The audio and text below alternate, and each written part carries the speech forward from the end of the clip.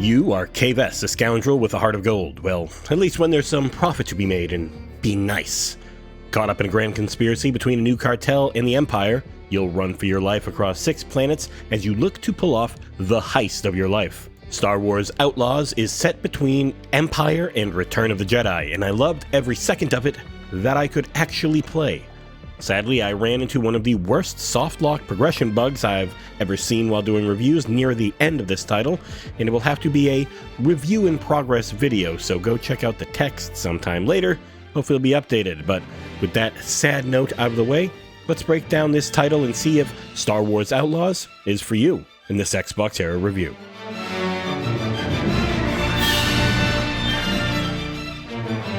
The game begins with Kay, poor as can be, looking for a big score to finally get off her home world of Kanto. After some slick tutorialization on how the game works, you join a crew looking to raid the mansion of Slero, leader of the Zarek Besh. The raid goes poorly, and Kay ends up having to steal a ship that turns out to be wildly important to that prick Slero. He puts a death mark on her life, and you are off to the races. Also, the game's marketing has made it really clear that you will spend the majority of this title building up a crew to pull off a massive heist. This means traveling to various planets like, of course, Tatooine, home of the Hutt cartel. You got the Pikes planet of Toshara, and that's the first one you'll visit, and it's your introduction to how gosh dang big this game can be. It is a full-on Ubisoft open-world game from the studio that brought you both the Division titles as well as the recent and excellent Avatar: Frontiers of Pandora. You should be able to mainline the Golden Path on normal in seemingly 15 to 20 hours, so don't worry about this title feeling overwhelming. I say should, because I had a nasty progression blocker. Every time I went to visit the planet Akiva, my docking bay would remain shut and I couldn't take my ship off the planet. It just wasn't an option anymore. Talking to a few others, they have not had this problem, but it is one to be aware of if you're getting the title at launch. As long as things are working, this title has all the familiar trappings of a Ubisoft massive title. It looks great, the maps can be enormous, and the non-main voice cast can be kinda bad.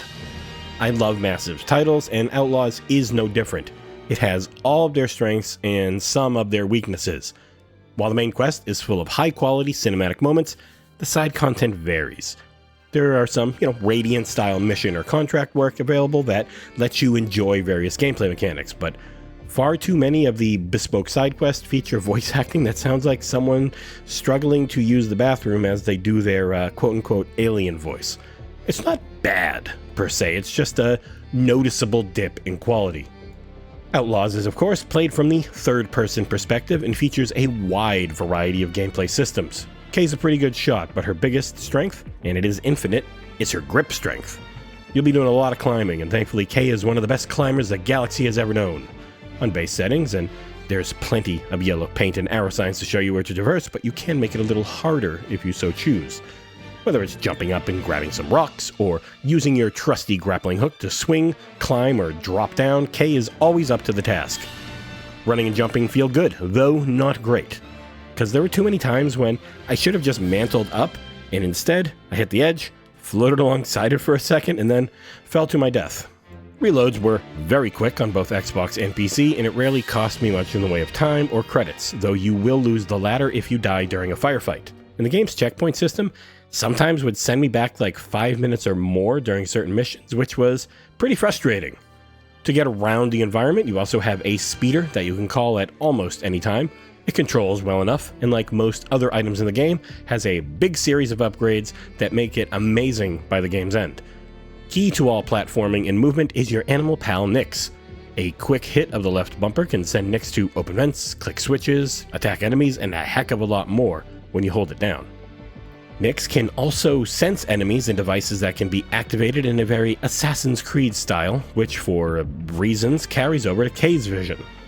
There's a lot of Ubisoft's other titles shining through in Outlaws, and it's full of features that make me love those games. In a Far Cry style, Kay has a pair of Star Wars appropriate binoculars which you can use to tag enemies so that you always know where they are. As the game's story focuses on your theft of a ship, there's a lot to do with it out in space around planets. The controls are pretty straightforward, and movement felt great on controller and good enough on a mouse and keyboard. Taking off and landing is just a masked cutscene. After choosing a menu prompt, there's no Man's Sky here. Outlaws can be played as a full-on combat game, though it is far more difficult if you try, at least on normal. There's a wide variety of mini-games to play too. My go-to was Sabak. It's a basic card game that became my main time waster while waiting to see if the devs could figure out my progression blocker. You'll find races to bet on, card games, arcade games, and even the slicing mini-games can be fun in their own right. You'll have to suss out which icons to pick out in a bit of a game of chance. There's so much to do in Outlaws, and I think it's best to go find it on your own instead of just reading a listicle in a review. For combat, it comes in two main varieties, on the ground and in space with your ship. K is a competent fighter. One surprising punch or three less surprising punches can take out most enemies. The larger ones do require a stun upgrade if you want to fist them real good. K's blaster features a lot of firing modes, with my favorite being a charged up power shot that explodes on impact. Most of the game's side content benefits you by earning new gear, upgrade materials, and finding the people you need to help you learn new abilities. Those new abilities end up becoming unlocked either by having the right materials to do it, or by doing very specific things like knocking out Imperial officers to improve something for your stealth. It's like that. Played from a third-person perspective, Outlaws is reminiscent of The Division, though a key difference is the lack of a press to enter cover button. It's all done automatically by K as long as you are crouched. She'll keep her head down and only pop up once you choose to aim. It feels good, and she's not a Jedi, so you will need to play conservatively on the harder difficulties. I did as many side missions as I could once I realized my story progression was broken, and went from struggling to win a lot of firefights to holding my own after I upped both my health and damage output a fair amount. Outlaws is best played as a stealth game, which makes sense because you are just a normal person running around in a pretty comfortable looking outfit. There are easier difficulties that let you focus on gunplay if you like, though the game's GTA-style wanted system can still be punishing when Death Trooper squads are called into the fray. Nix is a huge help with stealth as he can jump off the face of enemies and let K come in with a solid kick or a right hook that sends him down for the count. The enemy AI is I would call it appropriate level of dumb, because honestly, it's not fun when they're smart. I think a lot of people just have to come to that realization that you need to be able to toy with the AI, and it feels like you can here. Though, they can be relentless, especially on the higher difficulties. To counter that, K has a Red Dead style super, which you can pull off at a fairly decent rate. Pressing both sticks on your controller activates it while on foot or on the speeder. You can mark up to 3 targets and then take them out with the pull of a trigger. I think this is actually the only way to attack on the speeder, which felt a little annoying until I realized that it comes up like every 10 seconds or so. It's pretty good. Space combat's rather basic dogfighting. A pull of the left trigger lets you zoom in on an enemy and lock on. You then use your turbo lasers and your missiles to take your foes out, and there isn't really much more to worry about. You have sideways dashes to avoid incoming fire, and it's all just complicated enough to never get boring. My favorite part about flying in space around the planets is how densely packed they are with things to find. Because Outlaws has a ton of upgrade materials, and searching around the ship was a relaxing and beautiful way to find them. And the game looks damned good on Xbox. With my 120Hz monitor, I chose to play in the 40 FPS mode, and it felt like the perfect balance of graphical quality and smooth gameplay. You lose a fair bit in the lighting on 60 FPS mode, and 30 just kind of felt like molasses.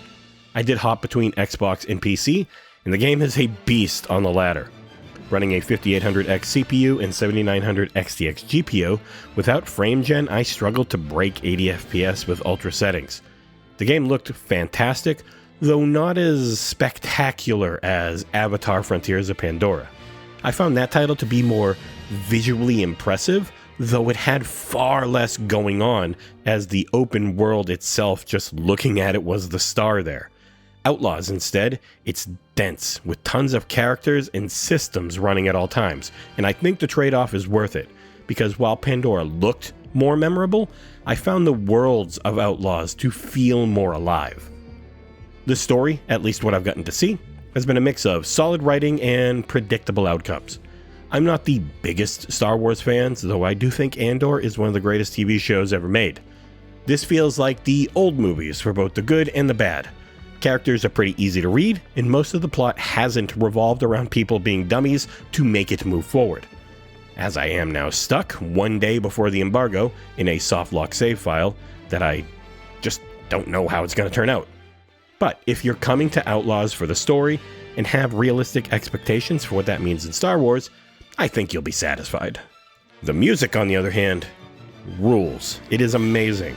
It feels like it belongs in this franchise without ever touching on John Williams' scores directly. This feels like a scoundrel's version of a Star Wars theme, and I freaking love it.